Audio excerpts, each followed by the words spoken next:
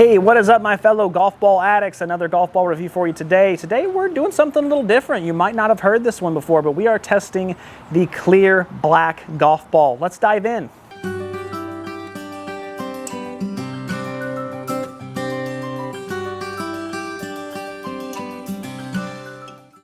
Golf is about mental toughness, attention to detail. Every last detail matters. That's why I replaced my coffee routine with Magic Mind.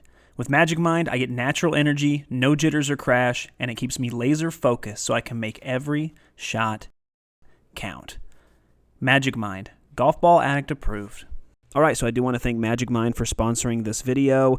Guys, if you want to try Magic Mind for yourself, go to magicmind.com and use the code GOLFADDICT20 to get up to 56% off your first subscription.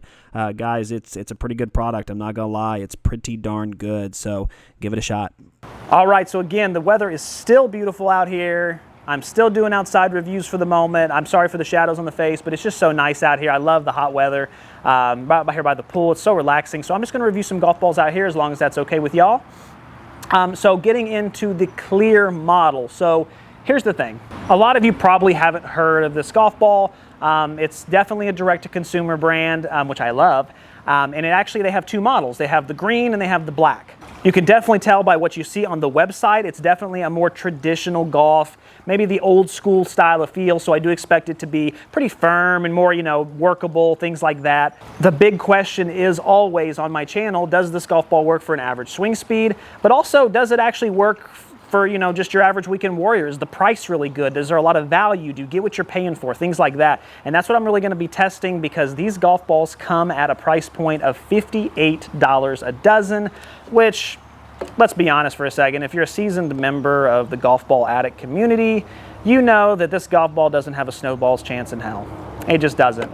Listen, so $58 for a direct-to-consumer golf ball.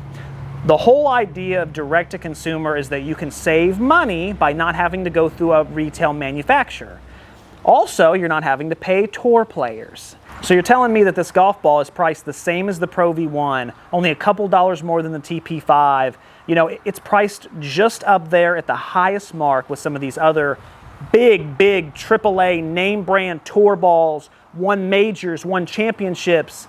It's going to be a really hard sell. It's going to have to be a really hard sell. This golf ball would have to be one of the best performing golf balls I've ever had on the channel to even maybe get a recommendation from me. Because again, we're talking about $58 a dozen.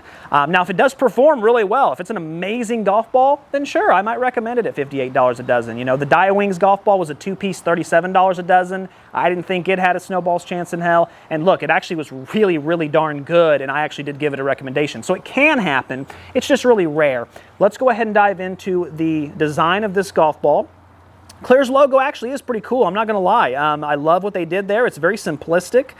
They actually do a different color for their green model. This one's the black model, and it has the red in there. Really cool. Love the number on it. It's a great logo, and the dimples look really good. You can tell they're more of a medium-sized dimple, and they're not large. I imagine it's going to have more of a mid-ball flight based on the dimples here, but we will test that. And then if you come around on the side, you'll see the alignment tool is not as thick as I would like it to be. They just put a basic line, which even from there you might be able to see. So I don't mind that at all. The whole design of it is very simplistic, very good, and I like it. It's a great design. It even feels really good, and it even has a nice little shiny urethane coat around it, so it definitely feels premium, which it should for $58 a dozen. Okay, so let's get out to the chipping and putting green, and let's see how it feels around the green. All right, so four-piece tour-level golf ball. I wasn't expecting a lot of forgiveness with the wedge. I expected it to be loud and clicky, but it took it up a whole other level from that. It's a very firm golf ball. It feels very firm coming off the wedge. If you mishit it, even in the slightest, not only will the golf ball not do what you want it to do, but it's gonna kind of sting your hands a little bit. And I'm talking from just little chips, so it's an unforgiving ball.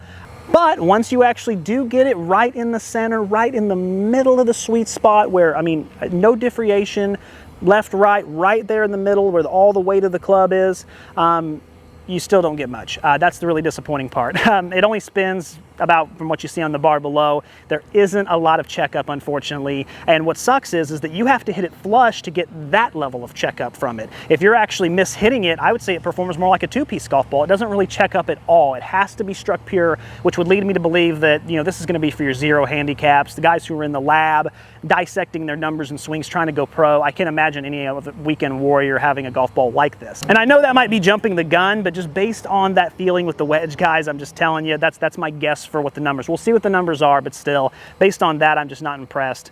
Going into the putter, it's not bad. It's good, not great. It actually rolls about a 9 out of 10. It's not true. It's not a perfectly great tour ball. There is some inconsistency in the roll occasionally, but it does feel the same whether you're using a blade putter or a mallet putter. It does have the loud click as you'd expect it to, but it does feel pretty buttery and smooth for the most part, kind of like a Titleist ball would or a TaylorMade ball.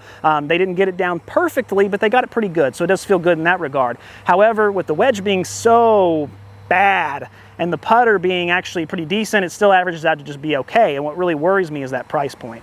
All right, I'm not really surprised there. Four-piece golf ball, I imagined it was going to be that way. Definitely a little firmer, clickier, but it was nice that it had spin, so that's good. Getting into how this golf ball feels when you're, swinging the irons, when you're swinging the driver, firm, traditional, old school feel. You're going to feel the feedback. If you hit it center straight, it's going to be firm, but you're going to know it, and it's going to feel really, really good. Your club's going to make a nice thwack sound, and you're going to love it.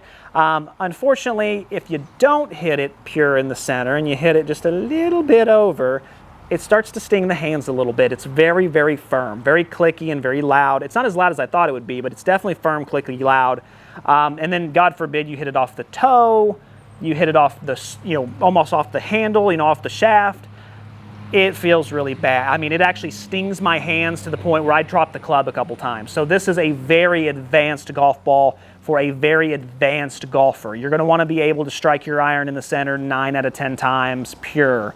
If not, you're going to be really frustrated. I was getting frustrated. I felt like I had to really put more on the golf ball. I got to hit this pure. I got to hit it a little harder. I got to put a little juice on it. And anytime you have a golf ball like that, it messes with your head. You want a golf ball that you can swing nice and easy and get a lot of yards out of. That way you have the relaxation of knowing, hey, if I mishit it a little bit, I'm okay. The golf ball's got me. So sorry about that little long rant there, though, but I just wanted to get a good idea of how this golf ball really felt. I know a lot of you really like a softer feel. Not the case here. This is definitely old school. So if you like old school, you'll be right at home.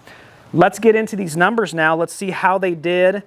Based on that, let's start with the 9 iron speed, 88.6, which is a little lower than average, but that's pretty normal for a tour golf ball. And it's actually a little bit better than a 4-piece, extreme firm compression golf ball like this. So that's not bad. 120.9, I lost about 5 yards. 113.3, I lost about 5.5 yards. And it launched extremely high at 27.2. So that's interesting. That's about 5 degrees higher than my normal. I'm not sure how I feel about that. I lost distance. I wasn't getting as much ball speed. I would have preferred a lower ball flight. I would not have wanted this golf ball to launch really high, because now what's happening is it's launching really high with no ball speed, and it's kind of probably just ballooning and sitting down, which means that it probably will stick a green really, really well.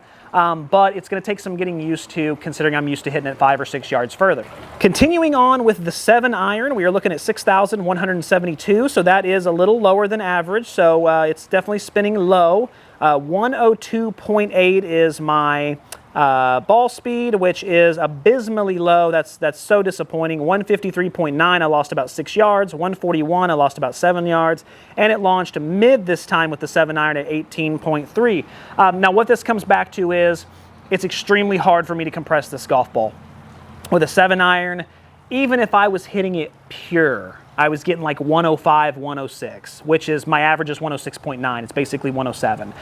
So then on mishits, it was like 98, 99. I mean, it was bad. There was no forgiveness in this golf ball. It's just too firm. So really, it's something that you're going to want to, again, fast swinger, no handicap, striking the iron pure every time, but you can bend the golf ball to get it to do with what you want. It is good at that, but that's a niche market. Getting into the 5 hybrid, we are looking at 4,433. which is above average, 115.8. That's below my average, unfortunately. Usually these golf balls compress really, really, really well when you get to the hybrid just because they're firmer. I have a hybrid in my hands. It's more like a wood, you know. I can get a lot more swing speed. Not the case here. It really didn't compress that well, and even the forgiveness, again, really bad. I was losing 15, 20 yards on miss hits.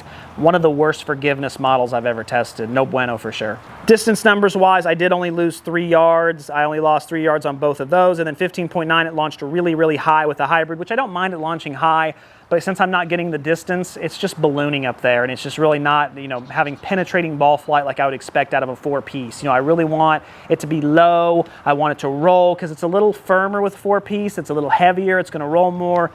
This one I feel like is going to really balloon up there. Just not a fan of that, unfortunately. Not what I would go for.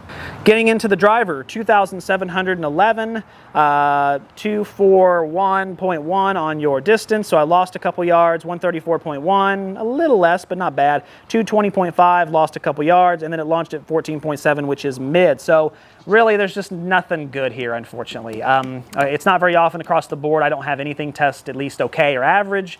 I guess you could call the driver average, but by that point, if it's taking a driver to even compress the golf ball okay, you're looking at like 115 mile an hour swing speed needed for this golf ball. So it's not for my swing speed. It's just not. It's not made for me. I'll get to more on that in a second with my final closing thoughts. I do want to touch on the durability here, and you know what? I'm really glad because this is actually one thing this golf ball does really well. It has a good design, and it actually has amazing durability. Looking at this, it still feels in really good condition.